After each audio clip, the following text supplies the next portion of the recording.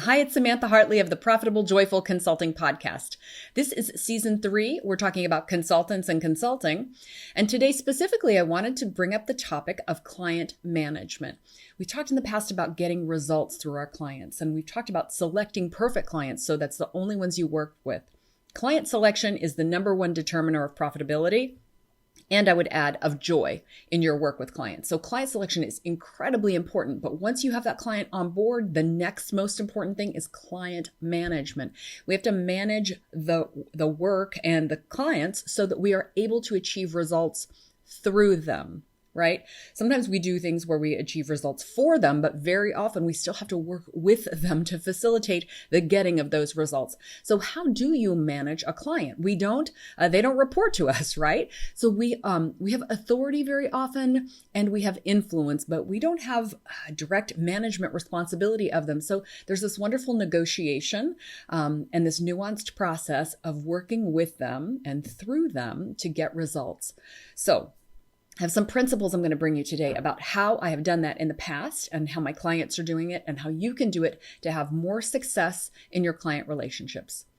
So the first thing I wanted to start with is to get on the same page with the client at the beginning of the work. Start the relationship on the same page where you and they have a shared understanding of their needs, their goals, a shared understanding of our expectations together. In the proposals episode, I had talked to you about having the proposal and literally reading it to them word for word. So either in a face-to-face meeting in person or in a format like this where you can look into the video camera and virtually into their eyes and say things to each other face-to-face so that we are all on the same page about what this agreement says. Once they've signed that agreement and they are our client, then we want to say, okay, what are we committing to doing? What's the plan for this? Where do we go from here? And to make sure that we're very clear about those qualities. I really like to read these things aloud so that we all look, here's point 1, and we look at each other and we say, yes, we agree. Everybody has an opportunity at that point to speak up and say, ask questions or say, that's not what I wanted to agree to. I really took this from when I bought my first home. The real estate agent sat beside me with the contract that I was about to sign. And she read it to me like I was 12 years old. And I really appreciated that because I might not have read it so thoroughly. And I certainly there were many things in there that I didn't understand that I got a chance to discuss with her. But at the end of that, had I been in her shoes, I would have said, my client heard all of this and looked me in the eyes and said she understood it. And that is what we're doing, again, with our clients. And I think it's really important and it's a great way to kind of set the tone for how things are going to go. There's nothing more important in these relationships than to have clear communication. And the foundation for that communication is trust, shared understanding, shared vocabulary, shared goals. All of that kind of common ground that we get on begins by starting on the same page. Now, some of the things I'm going to talk about are more of a guideline than a rule, but whenever it is possible, I want you to work with the principle of the organization.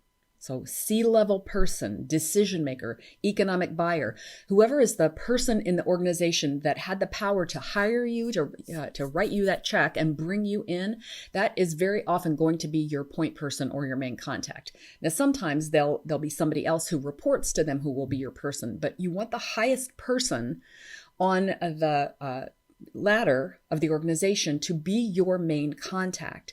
The reason why is because very often that person, by dint of their authority, they drive those projects, they drive the work, and they drive their people on their side to make sure that things happen. And that's really critical.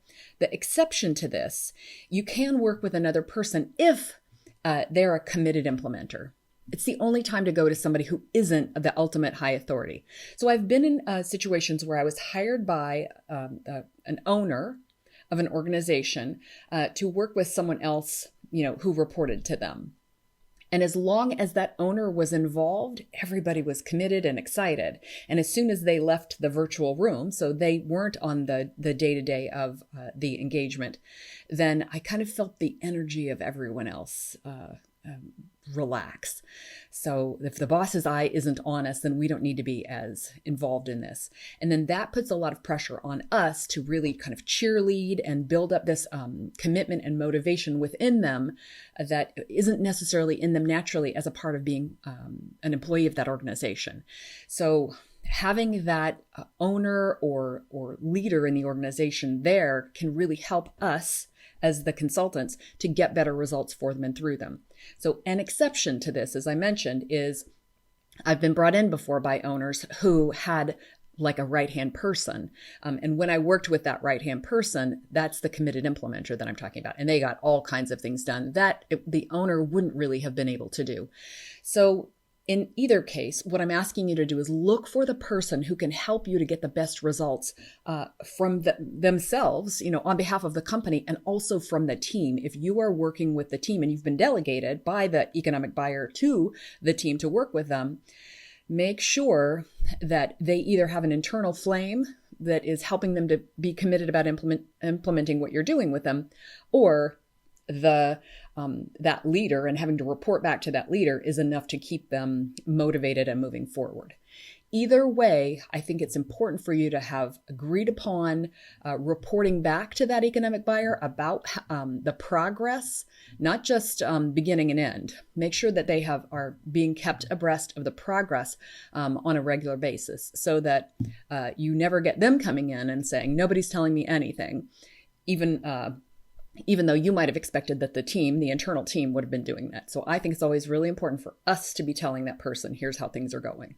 Okay, so kind of a wacky thing here. I want you to expect things to go great, but plan for catastrophe. When we go in on these engagements, very often we have these wonderful ideas about how things are going to go. Everybody's high-fiving. They're excited about the engagement. And then we get into the hard slog. So sometimes it's just the fact that it's a long process and we're digging into things because we're doing transformational work. That's the thing that makes it hard. And sometimes just big, crazy things go wrong. There's a scandal inside the company. Someone gets fired. Your principal contact gets promoted, leaves the company. Something else like that happens.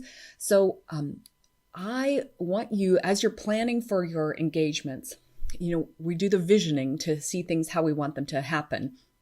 As you're running the visioning, I'd love for you to just do one scenario in which everything went catastrophically awry. That gives us a chance to work our backup scenarios, our plans B.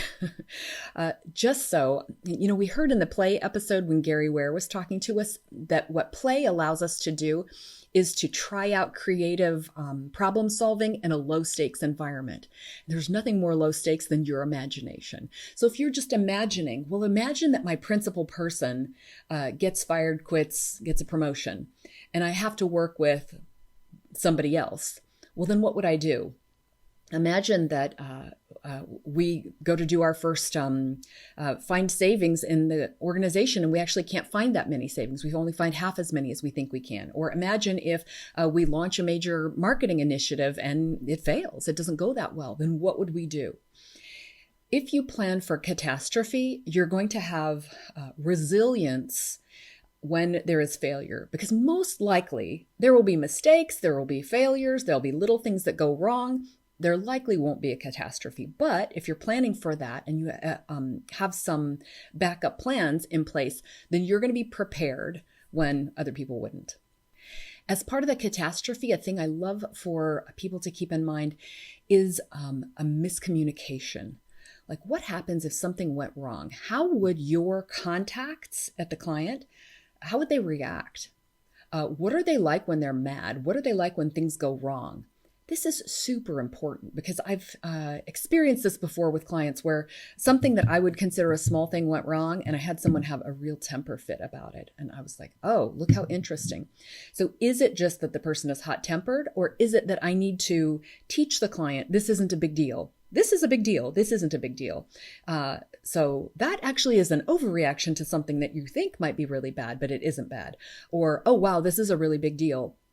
Let's calmly work through this together. Or I feel that you need to vent. You can vent to me, but then we need to move on from here. So In occasions where I have had some sort of a conflict, mistake, bad thing happen in the beginning of the relationship, it's been incredibly illuminating for me. Because I work in these long-term transformational engagements, it's been helpful for me to see, this client handles conflict in a reasonable adult way, because that's not always the case. So it actually isn't the worst thing in the world if you do have some sort of screw up really early in the process that you get to handle with a client. So either you get to apologize and see how the client handles that, how they respond to that. Or if there's a misunderstanding, you get to see how we come to terms with the fact that it wasn't how I thought it was, and we both were not quite communicating clearly. Or if there's a screw up on the client's part, and we get to see how they take responsibility or not. And do they apologize? Because not everybody finds that easy to do. And so I don't encourage you to cause a bad thing to happen, but I encourage you to be open to, if there is conflict in the beginning, it doesn't mean the relationship is doomed or like, oh no, this is going to be a terrible, difficult client. I really encourage you to bring your most mature problem solving and communication skills to that situation, because you have the opportunity to create a great long-term relationship with this client. Conflict is opportunity. All right, and while we're kind of in the negative realm, and looking at the things that can be positive in the negative realm, what I want you to do is to be a time pessimist. I have spoken in the past about how so often we think that we can do things in way less time than we actually can. And so I might say, set aside an hour for that activity and find out that it actually takes me 2.5 hours. Or I might have a whole day to work on something and it takes me the whole day to work on it, and instead of getting it done in an hour because I'd only left myself an hour. It's really an eroder of trust to miss deadlines with your clients. And in client management, what I think can be really important is for you in your work with them, when you're setting expectations with them, to teach them how long it takes them to do things and to help them to be time pessimists, so that they develop a habit with themselves of making deadlines, of getting things done in the right amount of time that it actually takes them, instead of thinking that things are going to not take them very long. Especially when we bring in new habits to a client, a lot of times they think they can get it done in a short amount of time because they don't really know how long it takes. So that's where your clear communication can be important. And from your side, estimate that things are going to take 1.5 times longer than you think they're going to take, and tell that to the client. That way they learn you as a person who gets things done in less than the allotted amount of time, or definitely always by the deadline. Another important detail and kind of a theme in working with clients and in managing your clients is around payments. A lot of times sometimes payments are clean, clear, easy, right? Just taken care of. It happened in the background, never a problem with it, just goes through all the time. And sometimes payments are used as kind of a subconscious communication device to express unsureness, unhappiness, dissatisfaction, lack of commitment, all kinds of things like that. So what is really, really important is that you never begin work until a payment has been made. So you need to have received a payment before you begin the work, because real commitment follows the payment. And the next thing is, if you have payments that are coming from an organization, then it's critical that you have a contact within that organization who is chasing those payments down and ensuring that you get paid on time. I bring this up because more than one of my clients has been in the situation that they are on the phone to the payroll portion of the client, the finance offices, to the HR department or to the payroll department, or somewhere in an organization where they're needing to get their status as an approved vendor dealt with, and then they're needing to get their checks processed and things like this. You don't want to be in a position of managing that internal organism of the client. You need to make sure that your contact, this is something you agree to before the work begins, your contact in the company, it's why it needs to be a principal level person, is facilitating that process and charging that through, because that can't be part of your job. You need to be working on getting results for the client, and it's the client's responsibility to make sure you get paid. even if it's this gigantic behemoth of a bureaucratic organism, they need to deal with getting you paid. So I say this because very often people realize they needed to do that once it's a problem.